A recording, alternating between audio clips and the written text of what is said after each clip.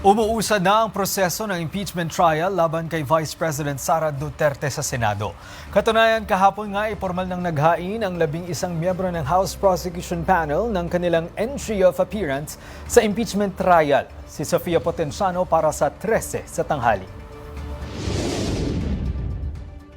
Lampas alas 5 ng hapon kahapon May 18 ng personal na inabot ni House Secretary General Chele Garafil ang formal entry of appearance ng 11 miyembro ng House Prosecutors.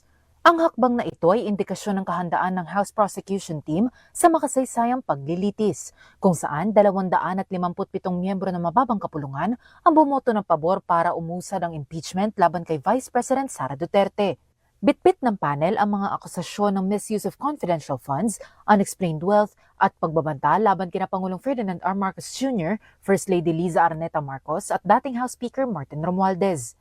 Pinangunahan ng House Prosecution Panel ng mga kilalang legal figures mula sa majority at minority blocs. Kabilang na sina former Justice Secretary at House Senior Deputy Minority Leader Laila De Lima, veteranong human rights lawyer Representative Shel Jokno, Representative Kaka Bag-aw na dating na rin nagsilbing prosecutor sa Corona impeachment trial. Kasama rin ang ilang chairperson ng mahahalagang komite sa Kamara, gaya na Justice Committee Chairperson Jervy Luistro na magsisilbi ring lead public prosecutor, Committee on Good Government Chairperson Joel Chua, at Committee on Public Accounts Chairperson Terry Ridon. Kabilang din sa panel sina Representatives Isabel Zamora, Lordan Suwan, Jonathan Keith Flores, Lawrence Defensor at Representative Rog Gutierrez. Samantala, hiling ng House Prosecution Panel na ipadala ang mga kopya ng pleadings, resolusyon at desisyon ng mataas na kapulungan kay Representative Luistro sa pamamagitan ng Office of the Secretary General.